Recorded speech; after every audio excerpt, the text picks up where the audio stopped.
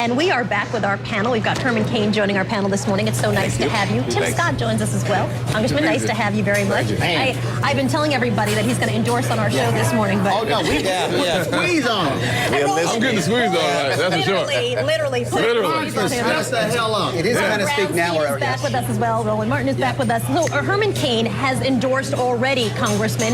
Wow. And I thought your endorsement, you said it was going to be unconventional. Unconventional. You warned us for days. It was going to be different. Yes. And it was? It was, I endorse the people of the United States of America. I don't get it. I'm sorry. I really, literally. All right. Here's the deal. It's unconventional because, number one, a lot of people are losing interest in this primary election because of the negativity. Coming out of New Hampshire, 24,000 less people went to the polls. That's not a good sign. Because of the negativity or because people really just feel like they cannot settle on a candidate? That's part of it. But the other thing, in addition to that, but the negativity that they can't settle on a candidate and a lot of other factors cause them to stay home. People have said to me since I got out of the campaign, they're losing interest because they don't have their favorite candidate, a perfect candidate. There is no perfect candidate. My biggest concern is that the voter enthusiasm will drop too low and we won't be able to get it back. So this is when I made my unconventional endorsement of the people, we the people. I want people to feel like their vote counts, that it matters, because too many people feel as if their vote doesn't have an impact on this. But how do you inspire people around a race? If you say the energy went out when you left the race, how do you inspire people? You're not coming back in the race. Well, that's the other reason that I didn't do a conventional endorsement. And the way I inspire people is with solutions, which is why I started Solutions Revolution and 999 The Revolution. I know some people don't like 999, but the people love it. I'm going to try to keep a lot of people focused on how we... You don't have to be. It can happen from the ground up. If you get a groundswell on a solution that the people want. This is the point that I'm trying to drive home. If the people want it, there's a good chance that they'll do it. It's been a little surprising that the level of engagement in the Republican race hasn't been greater because Republicans are as antagonistic about Obama's performance as Democrats were about Bush's performance in 2008, when we saw this enormous, unprecedented upsurge in volunteering, donations, and voting. Now, one thing, though, that could change that is part of what made the Democratic race so compelling for so many people was the nature of this one-on-one duel that went on for a very long time, really an unprecedented long time. If, after South Carolina, we do have more of a one-on-one race between former Speaker Gingrich and Mitt Romney, which is possible, it's conceivable that, I think, will engage the Republican electorate more than we've seen so far, when by most evidence, as you say, it has not been the level of intensity that you would have expected in this environment. I've seen a small increase in the number of voters in primaries.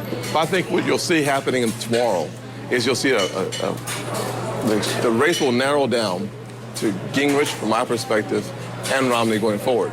And that will create an opportunity for people to get engaged, to choose a candidate. When you have so many candidates, it's far more difficult to choose one. Paul's not going anywhere. Right, no, that's true. Ron Paul's not going anywhere. The fact of the matter is that it'll become a two-person race. But he's still in the race, though. Yeah, absolutely. He won't go anywhere. Okay, look, here's the deal. Okay, as long as he doesn't become independent. Doesn't really go down. One at a time. Yeah, Herman, I got 4 alpha males on my table this morning. Jump in here. Actually, there's only one alpha here, but alpha phi alpha. Look, I look at you. Look, I get the whole deal with the people, Herman, but I'm sorry. That endorsement makes no sense whatsoever. Bottom line is, people are also looking to say, wait a minute, who do you think represents your values, your interests, your ideals, as opposed to just, the people. And the other thing is, when it comes to inspiring the people, they need to trust the candidate. And so you can't say, well, it's the negativity. No, Roland, it's the candidate. That's the problem. They don't trust Washington. Not all. They trust Tim. Thank you very much for that. I'm serious about that. Yes. But a lot of them, they don't trust them. This is my whole point. They don't trust them. But if they don't trust Washington, Paul's from Washington, Santone was in Washington, Gingrich spent a long time in Washington. Roland, you're missing my point. If you talk about it collectively, that's one thing. When you start identifying individuals, of course, Tim's constituency love him, but they will tell you that Washington in total is broken. I will tell you that Washington is broken. Right. He'll tell you that Washington is broken. My point is this. Tim said it.